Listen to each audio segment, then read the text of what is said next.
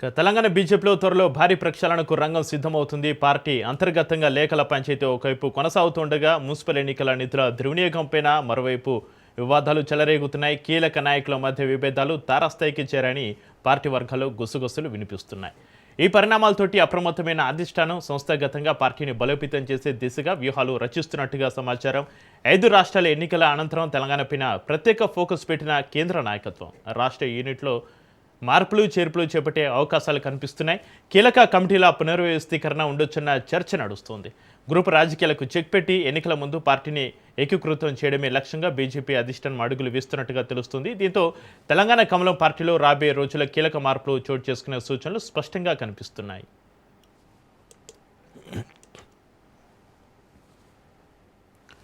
ఇక తెలంగాణ బీజేపీలో త్వరలో భారీ ప్రక్షాళనకు రంగం సిద్ధం. పార్టీ అంతర్గత లేఖల పంచాయతీ ఒకవైపు కొనసాగుతుండగా మున్సిపల్ ఎన్నికల నిధుల దుర్వినియోగంపైన మరోవైపు వివాదాలకు సంబంధించి మరింత సమాచారాన్ని మా ప్రతినిధి రాజు లైవ్లో అందిస్తారు. రాజు, త్వరలో తెలంగాణ బీజేపీలో భారీ ప్రక్షాళనకు రంగం సిద్ధం ఒకవైపు అవుతుంది. పార్టీ లోపల లేఖల పంచాయతీపైన హైకమాండ్ సీరియస్ సంబంధించి దగ్గర ఉన్న అప్డేట్స్ ఏంటి రాజు?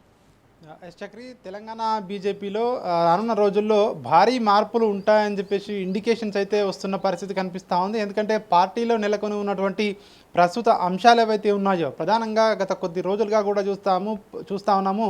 పార్టీలో ఒకవైపు ఇటు ప్రధానంగా గ్రూప్ రాజకీయాలు ఎక్కువయ్యాయని చెప్పేసి ఒకవైపు పార్టీలోనే చాలామంది నాయకులు మాట్లాడుకుంటున్నటువంటి పరిస్థితి కనిపిస్తూ ఉంది. ఎందుకంటే ఉన్న 8 మంది ఎంపీలు, 8 మంది ఎమ్మెల్యేలు, 3 ఎమ్మెల్సీలు. సో ఈ నేపథ్యంలోనే ఒకవైపు ఎంపీల మధ్యలోనే సఖ్యత ఉండదని చెప్పేసి ఒకవైపు పార్టీలోనే చర్చ జరుగుతూ ఉంది. ఒకవైపు ఎమ్మెల్యేలందరూ కూడా కలిసికట్టుగా ఏదైనా ప్రోగ్రాం తీసుకుంటే అందరూ కూడా ఒక తాటిపైకి వచ్చే పరిస్థితి లేదు. అదేవిధంగా ఎమ్మెల్సీల విషయం అదేవిధంగా ఉంది అని చెప్పి కూడా గత కొద్ది నెలలుగా, సంవత్సరాలుగా ఇట్లాంటి చర్చ అయితే జరుగుతూ ఉంది. ఈ నేపథ్యంలోనే దానికి తోడుగా అన్నట్టుగా కూడా పార్టీలో లేఖల యుద్ధం అయితే తీవ్ర స్థాయికి చేరింది. ప్రధానంగా ఎంపీల మధ్య, పార్టీలో ఉన్నటువంటి ఒక సీనియర్ ఎంపీ అదేవిధంగా మరో ఎంపీ, ఇద్దరు ఎంపీల మధ్య లేఖల యుద్ధం కొనసాగింది. పార్టీలో ఏదైతే సమస్యలపై కానివచ్చు, అధిష్టానానికి ఫిర్యాదు చేసే అంశంలో కానివచ్చు లేఖలు రాసే సంస్కృతి లేదు బీజేపీ పార్టీలో డిసిప్లిన్ ఎక్కువ ఉంటుంది అని చెప్పి కూడా ఒక ఎంపీ వ్యాఖ్యానిస్తే,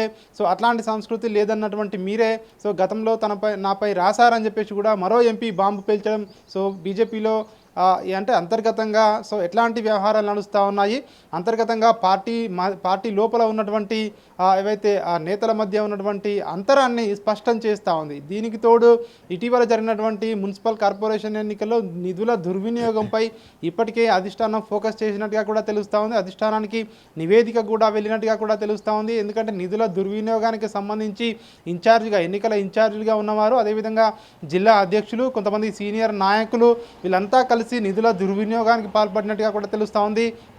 ఎందుకంటే కేంద్రంలో అధికారంలో ఉన్న బీజేపీ అధిష్టానం రాష్ట్రంలోని పార్టీకి చాలా వరకు నిధులు పంపినట్లుగా తెలుస్తూ ఉంది.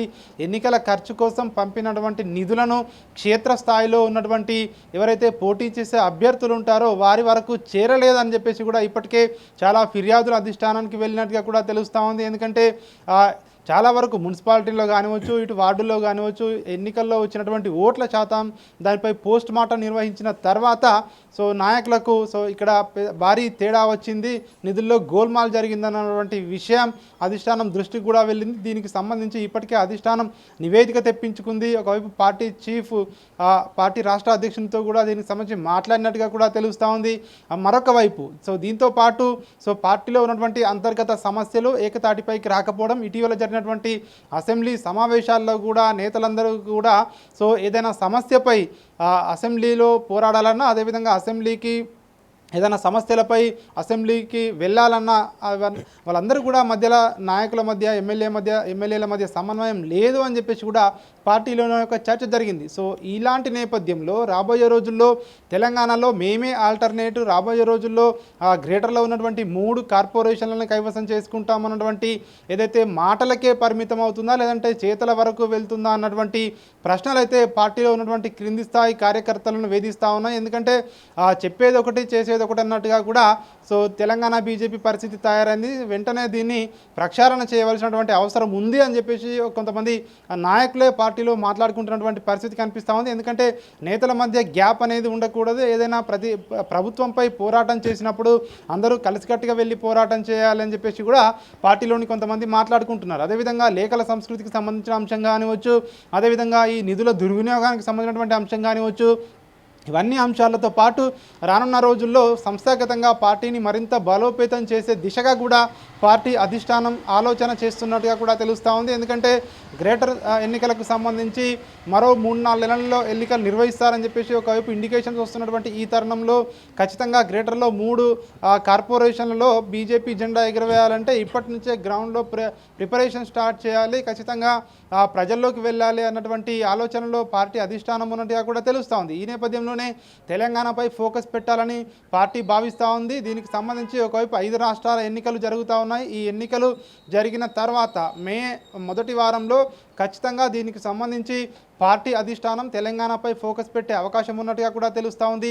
కీలకమైనటువంటి పోస్టులతో పాటు రాష్ట్రంలో ఇటు రాష్ట్ర కార్యవర్గంలో కానివచ్చు, అదేవిధంగా ఇటు పార్టీలో కానివచ్చు ఒక ప్రక్షాళన ఉంటుంది అన్నటువంటి వార్తలు అయితే మనకు వినిపిస్తూ ఉన్నాయి. ఈ నేపథ్యంలోనే ఎట్లాంటి మార్పులు చోటు చేసుకోబోతూ ఉన్నాయి, ఒకవేళ మార్పులు చేసుకుంటే ఎట్లాంటి మార్పులు జరుగుతాయి, మరొక వైపు కేంద్ర ప్రభుత్వంలోకి ఇటు క్యాబినెట్లోకి ఇంకా కూడా తెలంగాణ నుంచి ఒకరికి అవకాశం ఉన్నట్టుగా కూడా వార్తలు వస్తూ ఉన్నాయి. సో ఏ విధంగా అకామిడేట్ చేస్తారు అన్నటువంటి ప్రశ్నలు అయితే తలెత్తున్నాయి. మొత్తానికైతే ఈ 5 రాష్ట్రాల ఎన్నికల తర్వాత మే నెలలో తెలంగాణ బీజేపీలో భారీ మార్పులు ఉంటాయన్నటువంటి సంకేతాలు అయితే పార్టీ శ్రేణుల నుంచి మనకు వినిపిస్తున్న మాట చక్రి.